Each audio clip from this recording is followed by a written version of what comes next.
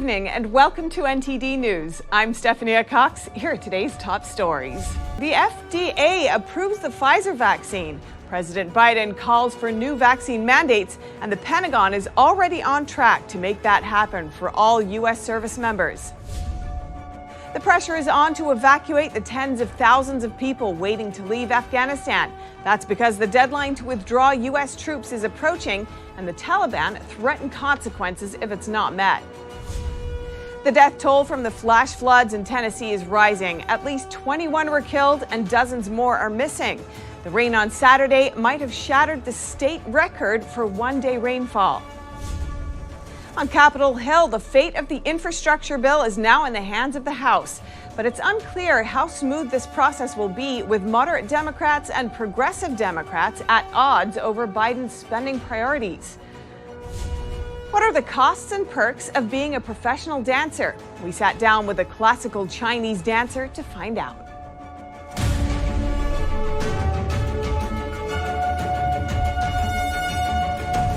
Today, the FDA granted full approval to Pfizer's coronavirus vaccine for people 16 and older, making it the first COVID-19 shot to receive approval in the country.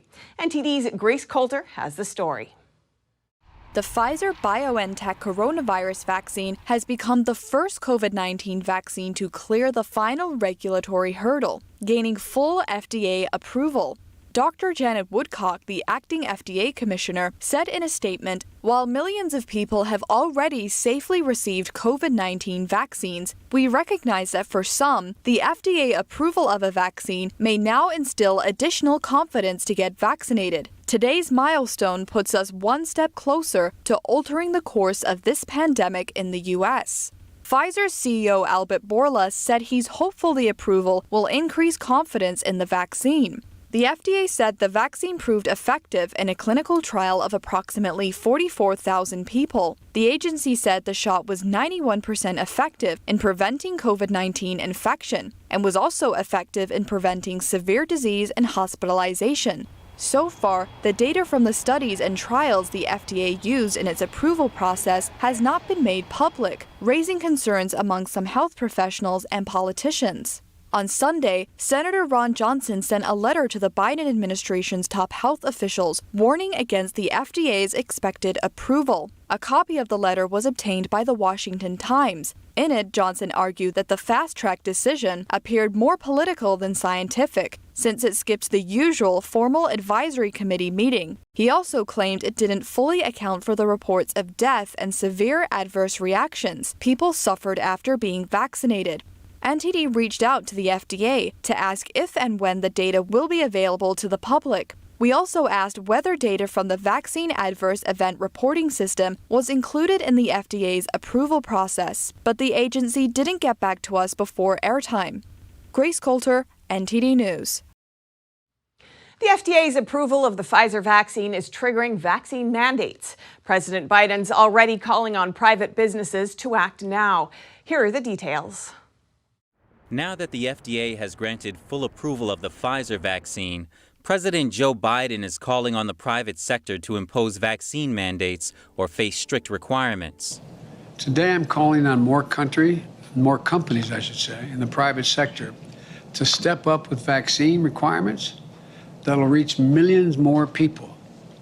If you're a business leader, a nonprofit leader, a state or local leader, who has been waiting for full FDA approval to require vaccinations, I call on you now to do that, require it. Within hours of the FDA granting approval, more government mandates were announced. The Pentagon said it's mandating vaccination for all 1.4 million active duty troops. Pentagon spokesman John Kirby said Biden had already authorized Defense Secretary Lloyd Austin to mandate the vaccine once it was fully approved. The Pentagon said Austin will soon send specific guidelines to troops. And in New York City, Mayor Bill de Blasio announced Monday that all employees of the city's Department of Education must receive at least one vaccine dose by the end of September. There's no alternative option to submit to weekly testing instead. The mandate extends to teachers, principals, custodians, and all central office staff. The FDA's approval has also set into motion a number of mandates by hospitals, colleges, corporations, and other organizations that were awaiting the agency's approval. A vaccine mandate announced in May will now go into effect for all students attending in-person classes at State University of New York and City University of New York. The same goes for a number of universities across the country. Several hospitals and healthcare systems will also now require employees to be vaccinated. United Airlines recently announced that all employees must be vaccinated within 5 weeks of FDA approval. Hundreds of people in Texas, including many parents and doctors, took a stand against vaccine mandates this weekend. They called it a freedom fight, saying they're not going to take it. NTD's Miguel Moreno has that story. If you are a healthcare worker, if you are a doctor, a nurse, a respiratory therapist, a nuclear technologist, if you work in the cafeteria, if you clean the toilets, if you are security, if you are administration, strike. Rather than waiting for them to strike at you and threaten your job, go on strike. Dr. Richard Fleming was one among multiple speakers at Freedom Fight hosted by Texans for vaccine choice.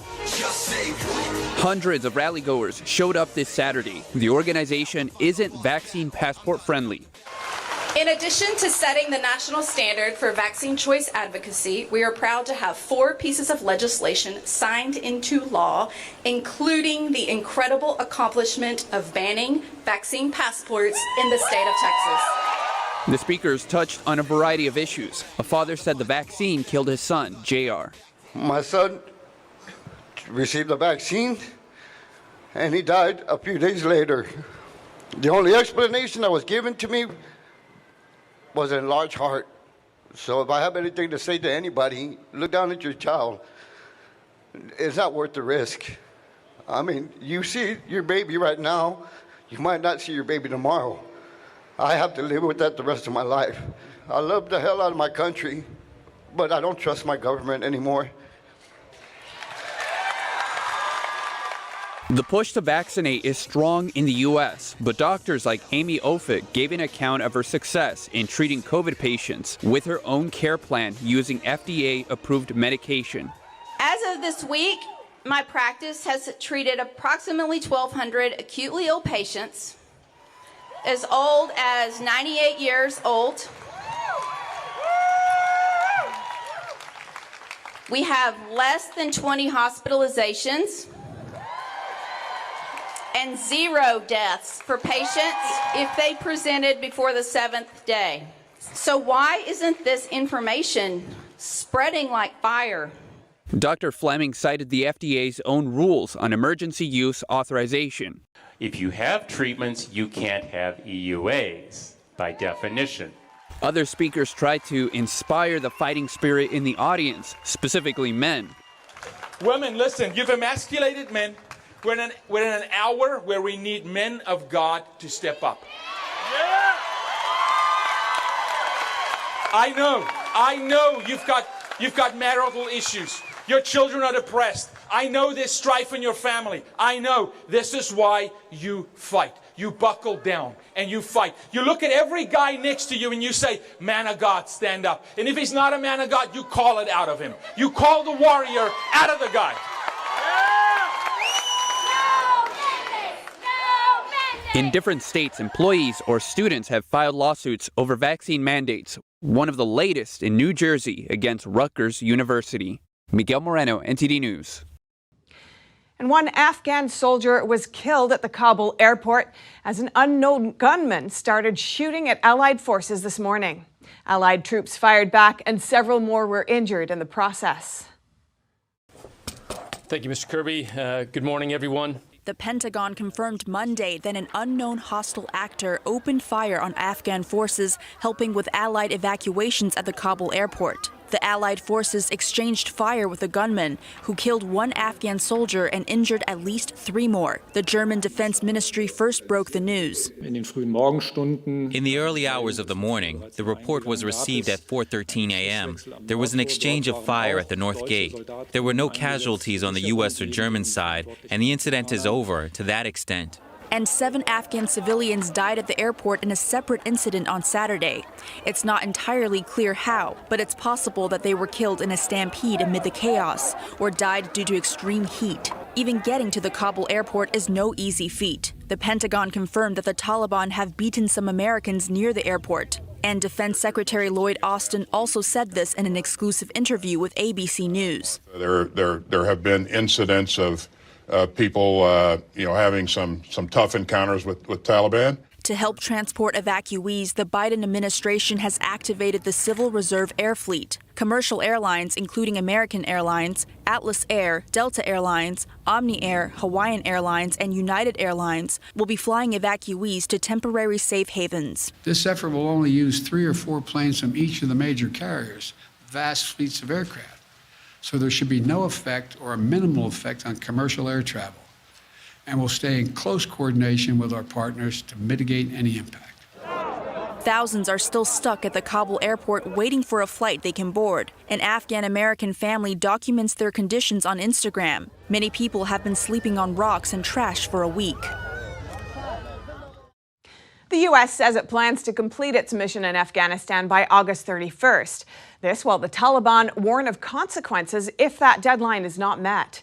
NTD's Kevin Hogan has more on the evacuation efforts and an update from the Pentagon. President Biden is faced with the decision of extending the deadline for the mission in Afghanistan. The U.S. has evacuated about 37,000 people over the last week and a half, but tens of thousands remain. And now the Taliban is warning of consequences if U.S. troops stay past the deadline. Pentagon spokesman John Kirby addresses the issue.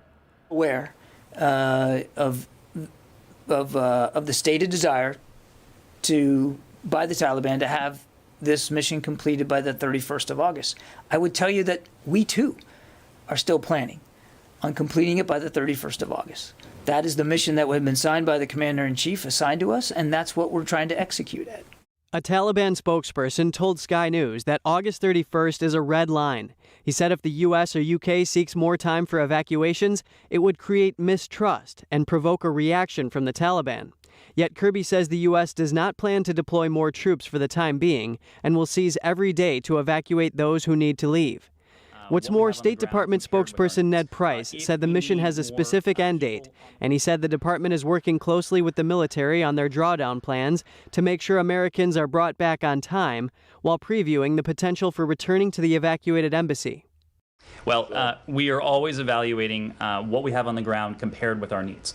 If we need more people on the ground, we won't hesitate to do it. We came to that conclusion last week. That's why we doubled the presence of consular officers on the ground. National Security Advisor Jake Sullivan said the U.S. is in talks with the Taliban on a daily basis. He said the U.S. is working closely with its allies on the mission and reaffirmed the U.S.'s commitment to evacuation efforts.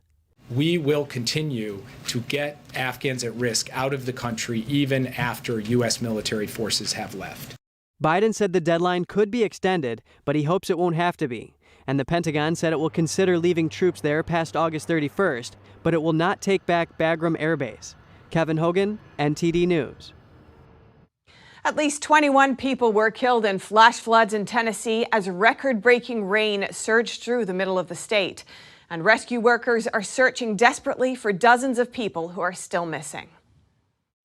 Up to 17 inches of rain fell in Humphreys County in less than 24 hours on Saturday, taking out roads, cell phone towers, and telephone lines. A survivor in that county describes what her family went through. It just came so fast, and I packed a bag as quick as I could for all of us.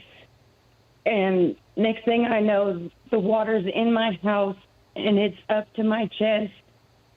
And my house fell off the foundation while we were still in it, so we had to break the window in the kitchen and crawl out of it and get up on the roof as fast as we could. According to surviving family members, the dead included twin toddlers who were swept from their father's arms. By Sunday, the floodwaters were gone, but they left behind debris from wrecked cars and demolished businesses and homes. My yard filled up. I'm like, okay, it's going to go back down. It'll be okay. And then all of a sudden, it was like a tidal wave that just came over the road and into my yard and swept my house away. It was so fast and so devastating. The National Weather Service says the rain might have shattered the Tennessee record for one-day rainfall by more than 3 inches. It was raining all night, but when I got up at 4:30, it was starting to really flood, and it just happened so fast. By 6:30, we were on the roof of our house and hoping that we were going to make it. The Humphreys County Sheriff's Office Facebook page filled with posts from people looking for missing friends and family. The sheriff says many of those missing lived in neighborhoods where the water rose the fastest. He also lost one of his best friends. Officials fear the death toll could rise. Tropical storm Henri continues to move along the east coast, and parts of the coast saw record rainfall on Sunday. NTD's Arian Pazdar has that story. New York City is pretty much back to normal, but during the weekend we saw huge amounts of rain leading to power outages and other problems. In fact, on Saturday night between 10 p.m. and 11 p.m. we saw almost 2 inches of rain in Central Park, setting a new record for the most rainfall in a single hour here in New York. All over the city. Flash flooding, we've seen some, but it's been much less than we feared, thank God. Much less than was originally projected. Although less than expected, the rain still caused some damage in New York. Almost all Metro North trains and parts of the subway system were suspended due to flooding. One subway station appeared to have water damage due to the rain. These stairs in Brooklyn turned into a waterfall, and one man abandoned his car at a flooded intersection with nothing but his guitar. A number of lightnings struck the One World Trade Center throughout Sunday. Some residents in Monroe Township in New Jersey suffered heavily from the storm. This was up to here yesterday. First responders had to rescue many residents using boats. Also in New Jersey, a family-owned ice cream shop got flooded. We just got to get everything clean. We got about 3 inches of mud on the floor inside, so we're dealing at getting that out here, getting the tables cleaned out here where the sweeper can't pick it up in the parking lot. In Connecticut, 28,000 people were left without power on Sunday and roads were closed due to flooding. Henri is still moving. On Monday afternoon, the tropical depression, which is weaker than a tropical storm, was above Connecticut, expected to move eastwards, more or less along the coast, as you can see here. Now, a storm surge warning is in effect for Long Island and parts of Massachusetts, due to concerns that rising water levels from the sea could move inland, leading to flooding of low-lying areas. Arian Pazdar, NTD News, New York. On Capitol Hill this week, the House is voting on the $1 trillion infrastructure bill. It's the last step before this bill makes it to Biden's desk. But disagreements between moderate and progressive Democrats are causing uncertainty on how this vote will unfold. NTD's Melina Weiskup brings us more from Capitol Hill. The fate of this bipartisan infrastructure deal is now in the hands of the House after the Senate passed it earlier this month. Both a group of Republicans and a group of Democrats came out today to explain why they're either opposing the bill or supporting it. Republicans, for the most part, of course, oppose it because they're concerned over the overall cost, the implications that would have on inflation and raising taxes for the average American. Another issue Republicans bring up is the fact that they think it would reduce America's competitive edge over China, since most of the materials that we would rely on to make products such as solar panels and lithium batteries actually come from China. Congressman Chip Roy explained to us why this is one of his concerns. Because China has a significant amount of rare earth materials. They've got the market on things like batteries and solar panels and the things that they create. And by pushing an 80% carbon-free by 2030 agenda like the Democrats are doing in this, $3.5 trillion package, as well as the $1.2 trillion infrastructure bill, you are by definition empowering China. And we also heard from some Democrats on this issue. They say we can solve the problem of relying on China by investing in our products and companies here in America. We will develop, manufacture, employ business and workers here in America And that's just one example of how we can do it with resources from America. And it's in Nevada's 4th district. Now, since Democrats do have the majority in the House, this bipartisan hard infrastructure package could be passed easily. But there is a factor that throws a wrench in the whole equation. That is the fact that the hard infrastructure bill is directly linked with the Senator Bernie Sanders' $3.5 trillion social welfare spending plan, which would fund a variety of projects such as affordable housing, free community college, universal child care, and more. But there are some moderate Democrats who are saying they're opposed to this plan. A group of 9 moderate Democrats have pleaded with House leadership and with Speaker Pelosi to hold a single separate vote on the hard infrastructure plan. The moderate Democrats said, quote, "There is a standoff with some of our colleagues who have decided to hold the infrastructure bill hostage for months or to kill it altogether if they don't get what they want in the next bill, a largely undefined $3.5 trillion reconciliation package." The moderate Democrats also say they are concerned with the levels of spending. Altogether, the hard infrastructure bill and the budget bill would be over $4 trillion in spending at a time when the nation is going through an economic recovery. So there is a rocky path ahead as the House floor opens up for debate on these 2 spending bills. So we'll have to see how it unfolds. Reporting in Washington, D.C., Melina Weisskopf, NTD News. The Capitol Police have cleared the officer that shot Ashli Babbit on January 6th. They say he acted lawfully and in line with the police department's policy. 35-year-old Babbit was climbing through a damaged door in the Capitol building when the officer shot her. His name hasn't been released. The police department says they're keeping it private because they're concerned for his safety. Babbit was unarmed as she tried crossing into the Speaker's lobby through the door's broken glass. Officers were trying to keep protesters out of that lobby by barricading it with furniture. The police report says the officer in question may have saved others from serious injury or death. A law firm has sued Washington, D.C. on behalf of Babbit's husband, saying they want investigative records, including the name of the officer. And this year, NTD will hold its 9th International Classical Chinese Dance Competition. We sat down with a candidate to discuss more about the costs and rewards of living the life of a professional dancer. As a dancer, you're always moving around, and so you're always very fit, I guess. So usually when you eat, you could eat like whatever you want. So it doesn't really matter. You could just, eat whatever you want. So the most exciting time is like lunchtime? Yeah, when you eat.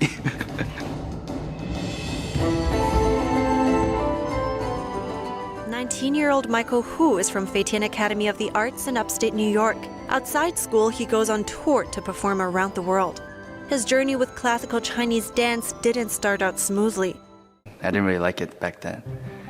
The strict routine of a dancer didn't easily fit this teenage boy. We normally wake up around 7 to 8, and then we have our morning routine, which is like stretching, kicking, bar, combo, off bar, and all that stuff. And then we have lunch. Sometimes we have academics or more dancing. And then we have dinner. And then at night we have more dancing again. And you can self-practice if you want at night. All that stretching paid off when he started learning techniques.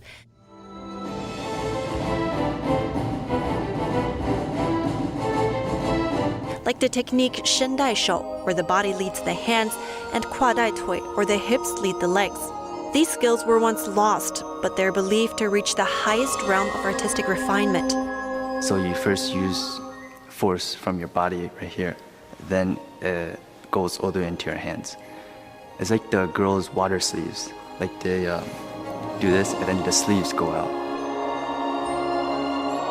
He said this technique helps make the movements longer, bigger, and more beautiful on stage. Hu was born and raised in the US. He says at first it was hard for him to grasp some of the elements of classical Chinese dance. The teachers are always talking about the inner meaning, but I'm like, where's the inner meaning? But through studying it, entering the minds of characters he has to portray on stage, he began to get it. In the dance piece he prepared for this competition, Hu will play the best-known tragic hero in ancient China, Xiang Yu. The cultural icon is portrayed in countless Chinese novels, poems, operas, and dramas.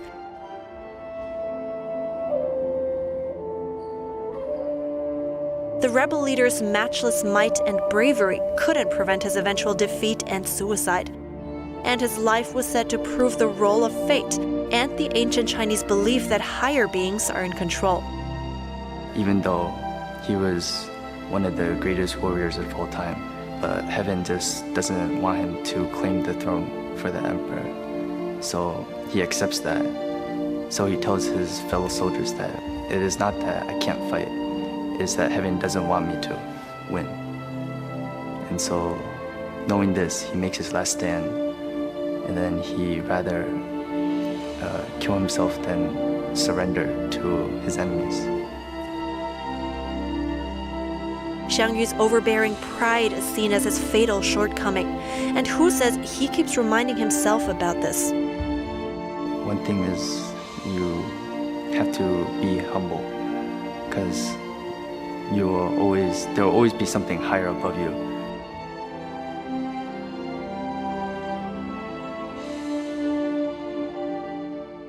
Step by step, literally, Hu starts to understand what his teacher meant by dance's inner meaning.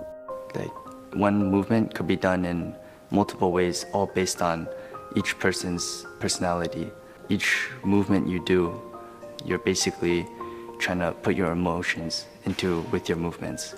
Hu says the dance training also improved his inner world, something his parents took note of.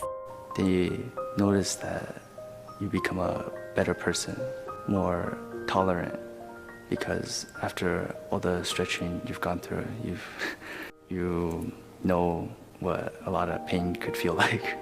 And so you start to think like small things, they're really not that painful and that it's really nothing. If you'd like to watch Michael Hu's dance and experience classical Chinese dance yourself, get your ticket for this year's competition at dance.ntdtv.com. The semifinals will take place at the Sugarloaf Performing Arts Center, New York State on September 4th, and the finals are on September 5th. You can also watch our live stream on ntd.com.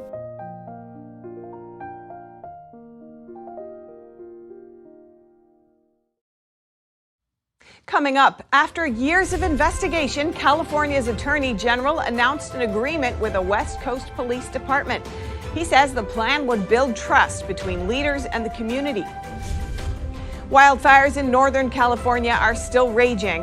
One spread over more than 100,000 acres in 9 days. That and more on NTD News.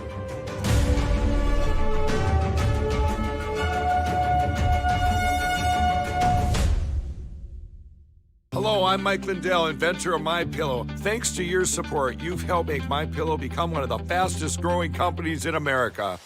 Over the last 12 years, you've helped MyPillow create thousands of jobs right here in the USA.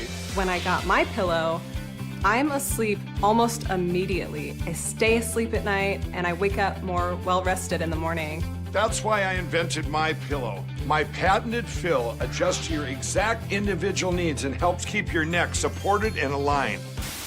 I'm interrupting this commercial right now. Retailers have canceled MyPillow, and to thank you for your support, I'm gonna pass the savings directly on to you. For example, you get my 6-piece towel sets, regular $109.99, now only $44.98, or MyPillow dog beds for as low as $19.99 with your promo code. For the best night's sleep in the whole wide world, visit MyPillow.com. Hi, I'm John Fiorentino, inventor of the Moon Pod, the most comfortable beanbag on the planet. The first beanbag was created in 1969, and it was just a clump of cheap foam stuffed inside of a shapeless cloth. So about 50 years later, I reinvented the beanbag. Moon Pod uses zero-gravity custom bead technology that instantly adapts to your individual body shape. With its 3 dynamic relaxation positions, Moon Pod is unlike anything you've ever felt before. So join us today and experience Moon Pod, the most comfortable place in the universe. Navigating a world of economic madness, you need to have the right guide. What do today's decisions mean for your tomorrow? We ask why. What's the alternative? Uncover the deeper reasons and the hidden influences, and highlight the real opportunities for profit. At NTD Business, we connect the dots for you. Good evening. Thanks for joining us.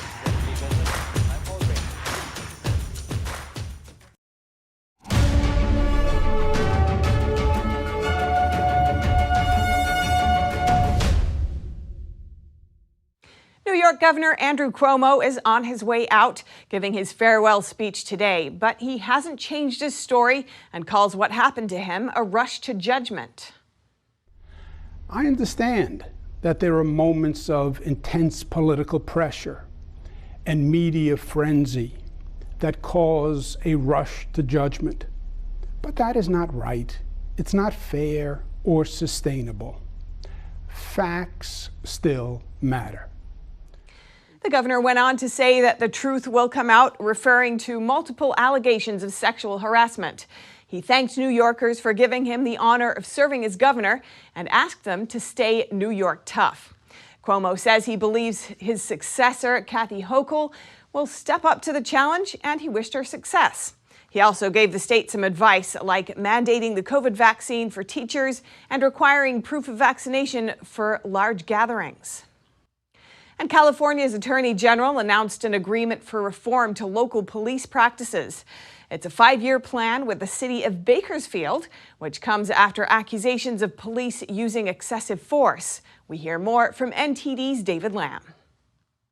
On Monday, California's Attorney General and Bakersfield Police reached a stipulated judgment or agreement regarding police reform and excessive force. There will be oversight, both from an independent monitor and from the court, to ensure that the components and the elements of the stipulated judgment are enforced and enacted and put into place. This 5-year agreement comes after the DOJ's investigation into the police department in 2016 for unreasonable force and practices.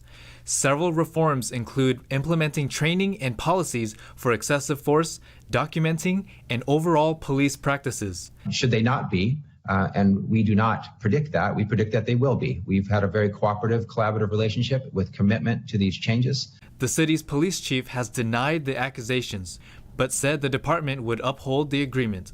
We believe the state's concerns are unfounded, and we have nothing to hide. Over the years, courts and judges have consistently validated the police department's efforts to preserve the civil rights of our residents. Some of the oversight requirements exceed state law, but the chief welcomes it. Our mission has not changed. We will enforce the law. We will protect this community. We have a path forward, and we accept this challenge. The DOJ has public investigations on Los Angeles' Sheriff's Department as well as the police department for Vallejo and San Francisco. While it's unclear if the level of police reform in Bakersfield will flow statewide, Bonta says the agreement is significant. David Lamb, NTD News, California. Destructive Northern California wildfires continue spreading over the weekend. One fire surpassed 100,000 acres after winds picked up. Here's NTD's Eileen Ang with more details. The Caldor fire between Sacramento and Lake Tahoe grew with southwestern winds. It has surpassed 104,000 acres as of Monday morning and is only 5% contained. It damaged 22 structures and destroyed 475 structures. California firefighters are lighting backfires to deprive the Caldor fire of fuel as it eats up acreage for a 9th consecutive day. Firefighters in Grizzly Flats, around 65 miles east of Sacramento, could be seen setting the foliage and ground alight late Sunday in order to create a perimeter for the advancing wildfire. California's dry timber, brush, and grasslands have created a potent fuel bed for several wildfires raging across the state. Meanwhile, the record-setting Dixie Fire north of Lake Tahoe saw a positive turn as smoke settled down, cool weather, and increased humidity slowed the fire. It is over 725,000 acres and 40% contained. Eileen Ang, NTD News, California. The largest free air show in the world reopened in Chicago last weekend. But this year it was on a much smaller scale due to the pandemic. In a thunderous roar, the Blue Angel soars over the lakefront of Chicago. It is the 2021 Chicago Air and Water Show. It's the largest event of its kind in the world. It's free, it's on the water, and it's at this long history. The show was canceled last year due to the pandemic. It reopened this weekend on a smaller scale. And our typical show is much longer than this. Typically, it was a 5-hour show. The show was delayed for half an hour on opening day, but the thunderous jet engines kept everyone excited. For over 3 decades, Herb Hunter has been the voice of the Chicago Air and Water Show. It's special because it started in 1959 for the kids. It started as a show, family day for the kids. The first year was $88. That's what they spent on the show. Now, multi-million-dollar event, hundreds of thousands of people on the beach, and it's all for the kids, you know, and aviation brings out the kids in all of us. When it went really low and it was really loud, that was really fun. I thought they was going to crash, but they didn't. That was scary and funny and fun at the same time. All 4 planes went parallel to each other. That was really cool. The sneak attacks from the airplanes that came out of the trees and buildings. 2 sets. This year, the U.S. Navy Blue Angels were the only performance. The air show used to have daredevil pilots, parachute teams, and jets flying in formations, as well as water skiing and boat jumping demonstrations. The Chicago Air Water Show ended on August 22nd. And coming up, top companies from multiple industries in China suffer a loss of around $3 trillion. That's comparable to 1.5 times the value of Apple. The plunge is a consequence of Beijing's recent harsh controls across the country. And Turkey is bolstering security on its border with Iran in recent months to stop an influx of Afghans fleeing Taliban rule. The country now fears a new refugee crisis. That and more in just a moment here on NTD News.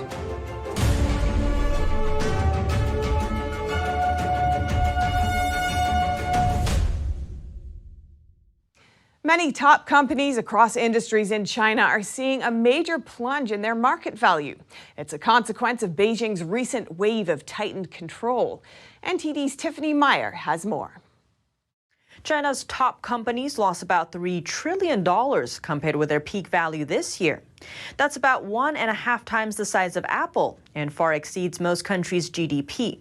Beijing's tightened control is making these companies' market value fall. These enterprises include consumer businesses, pharmaceuticals, and internet-related businesses. Among them, video sharing app Kuaishou suffered a decline of over 80%. A rice wine company that held first place in China's domestic share market suffered a price drop of over 40% this year. And China's leading pharmaceutical company lost half of its market value in this wave of control. And the list goes on. The CCP's most recent blow is for the education and training industry. Stock prices for these entities outside the Chinese market immediately plunged. Analysts say that's because investors sense further danger to these companies from the CCP's political suppression. Inclement weather in northern China this weekend, causing dark skies and torrential rains in Shanxi province on Saturday. 2 counties there suffered flood and landslide damage, with many residents cut off from electricity, water, and cell phone signal. In Mian County, part of a local river embankment burst under pressure from the heavy rains, causing a 50-foot breach. One resident explained that much of the local flooding came from that breach, which quickly soaked the area. Some houses collapsed, there's landslides, and trees collapsed. Then the traffic is difficult, with many places are out of water and electricity. Chinese media reported that flooding flowed through farmland into the county's downtown area. 6 main roads were severely inundated, with water measuring around 2 feet deep in the worst-hit areas. More than 1,000 cars in the county were also submerged, and at least 60,000 people are out of water and electricity.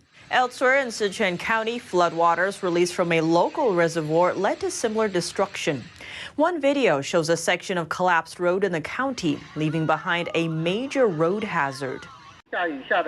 It's raining heavily. Sichuan's reservoir has discharged large amounts of floodwaters, and the country has been affected. According to Chinese weather reports, more torrential rain is expected to hit the region in the coming days. Some Afghan migrants fleeing the Taliban try to make it through Iran. But Turkey began bolstering security on its border with Iran in recent months as the militants began advancing in Afghanistan. NTD's Coast Jimenez has more on this. Fearing a new refugee crisis, Turkey is reinforcing its border with Iran to stop an influx of Afghans fleeing Taliban rule. Afghans who make the weeks-long journey through Iran on foot now face a 3-meter wall mounted with barbed wire. A high presence of military and police special forces personnel watch for any movement on the Iranian side. Attack helicopters patrol the skies, and patrol cars drive around the clock along the border, from where migrants, smugglers and Kurdish militants frequently try to cross into Turkey. No matter how much high-level measures you take, there may be those who evade them from time to time. This happens from time to time when people take advantage of rainy and foggy weather conditions. To deter migrants, Turkey began beefing up its border in recent months as the Taliban began advancing in Afghanistan. We often see migrants approaching the border. When they see us at the borderline, they go back to Iran themselves. If anyone passes, we catch them on the first line or on the second line and deliver them to the relevant units. The ones who make it through hide in barns or houses to avoid getting caught as they wait to be transported to western Turkey. In a recent raid, police reported that a total of 26 people were arrested, including 20 Afghans, 5 Pakistanis, and 1 suspected human smuggler. Those captured are being brought to a migrant processing center where they have their fingerprints taken and go through security checks and health screening. This family was one of those at a center. They said they fled their home in Kabul 1 month ago before the Taliban came. What motivation could we have? We had our own homes and lives there. When the Taliban came, we fled. We are not crazy to leave our home and life behind and flee from Kabul. We are from Kabul itself. We fled because they would have killed us there. The husband said they are in danger there and cannot go back because he previously worked as a driver for the Americans. Costemenes, NTD News. And in France this weekend, more than 175,000 people across the country protested against the country's vaccine pass. NTD's David Vives has more. Thousands of people took to the streets of Paris on Saturday to protest against France's COVID-19 health pass, which is required for daily activities such as entering restaurants, commercial centers or cinemas. Some demonstrations were organized by Yellow Vests. This health pass divides French people. I think it is obvious. This protesting is not to be against something. It is to create something. After 6 weeks of regular protests, the number of demonstrators has decreased to 175,000, down by about 40,000 people from the weekend before. But for this nurse, there are strong motives that will keep people in the streets in the coming weeks. I think that in September, when school starts again, the number of demonstrators could skyrocket. What mobilizes the most, I think, it's that they are targeting children. From now on, non-vaccinated children at school will be sent home if there's just one COVID-positive child in the classroom. I think it's very serious. People who don't demonstrate for themselves might do it for their children. New measures to enforce the vaccine on the population will be taken in the coming weeks, such as a campaign of vaccination for children in schools and dismissing all nurses and healthcare workers who are not vaccinated by September 15th. David Vives, NTD News, Paris. Coming up, the changing of the guard ceremony is returning to Buckingham Palace in London after an 18-month absence. The crowd-pleasing tradition was halted due to the pandemic. And a major motor show is set to start soon in Germany. We check out what's changed since the pandemic and why. All that and more here on NTD News.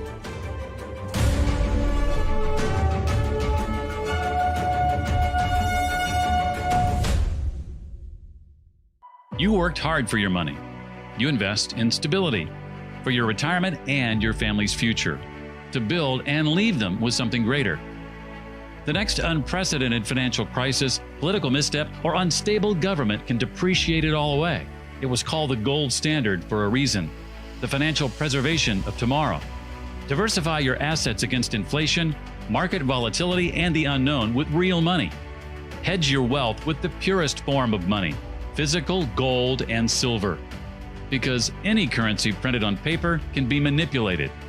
What's backing up your IRA? Do what you need to do right now to be prepared with the Reagan Gold Group. Visit now, rggusakit.com, or call us at 866-912-1384. Receive up to $2,500 in free silver coins and a free safe with your new precious metals IRA. Call now.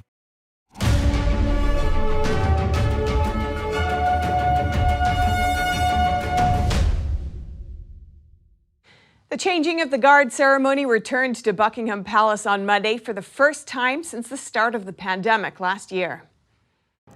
Guards in familiar red uniforms and bearskin hats marched outside Buckingham Palace for the ceremonial handover. A military band played Olympic-themed tunes to celebrate Team Great Britain's success at the Summer Games. The tradition, which usually attracts sizable crowds of tourists, was postponed until further notice in March 2020. The decision came after the government advised against mass gatherings to help curb the spread of COVID-19. The famous ceremony sees the Queen's Guard handing over responsibility for protecting Buckingham Palace and St. James Palace to the new Guard. A similar ceremony also takes place at Windsor Castle, the Queen's home to the west of London. Windfoilers from around the world sailed across a beautiful lake in Switzerland over this weekend. Met with harsh winds, the race for victory did not come easily. Speeding at nearly 40 miles per hour, a few inches above the water of Lake Selvaplana in Switzerland, more than 220 windsurfers competed for the world champion title on Sunday. The wind coming from the north challenged the competitors across the 15 races that lasted over 3 days. French athletes Hélène Nosman and Nicolas Goyard were both crowned world champions. Just to become to come first to the line and to on the last race to say, okay, it's coming, and just it's so good, really. Nosman became the first ever women's champion after she led her event for the entire week and showed her ability in a variety of conditions and disciplines. It feels really great. It was a hard race on a hard day with a really shifty wind. Britain also had a positive showing, with both Ashli Watson and Saskia Sells completing the podium. The World Championship was described by organizers as the most important and largest fall competition in 2021. It featured competitors from all over the world. In 3 years, windfoiling will finally get its big debut at the Olympic Games in Paris. And France has every right to feel confident they can gain medals in their home games following a dominating performance in Switzerland. The International Motor Show, the IAA, in Germany will be held in Munich for the first time this year. This year's show will be a hybrid with both in-person and online visitors. NTD's Arian Pazdar has the story. It's the first large-scale motor show in Europe since the start of the pandemic, and it's going to start next month. Autonomous driving is expected to be at center stage. 100 world premieres and more. We will present autonomous driving in a way that can be really experienced for all participants here in Munich. As is tradition at the IAA, German manufacturers will be heavily represented, but international brands will be there too. Of course, the German brands like Audi, BMW, Mercedes, but also international ones like Cupra, the Seat subsidiary Dacia, Renault. This year's IAA is also being billed as the biggest bicycle event in Europe. But veterans of the Frankfurt Motor Show might be surprised that many car manufacturers have decided not to attend this year. Lamborghini, Bentley and Skoda are not expected to be at the show. It's not just coronavirus, there's the computer chip shortage, there's huge difficulties developing vehicles under all the restrictions they've had. There's huge difficulties selling the vehicles. For all the people attending the show in person, there will be a mask mandate as well as a requirement to show either a proof of vaccination or a recent negative COVID test. We want to make sure that this event is risk-free and safe. And actually we can say from the start of the ER Mobility 2021 was planned under pandemic conditions. The show, which is held every 2 years in Germany, will run from September 7th through September 12th. Arian Pastar, NTD News.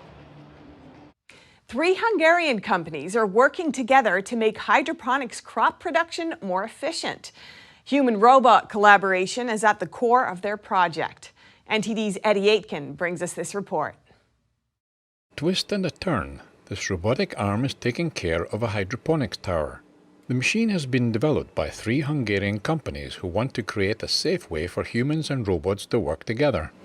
Hydroponic systems circulate nutrient-rich water, but this technology uses 90 or 95% less water than traditional agriculture. Hydroponics grow plants without using soil by using mineral nutrient solutions. Automating the process can make it more efficient, but some parts still require human involvement. We can go to full automatization. However, in some cases, there is still need for human interaction. Ensuring safety between humans and robots plays a key role in the project. Robots are usually not intended to interact directly with humans, and people are often hesitant to work closely with robots. We are still afraid to accept collaborative robots on a larger scale.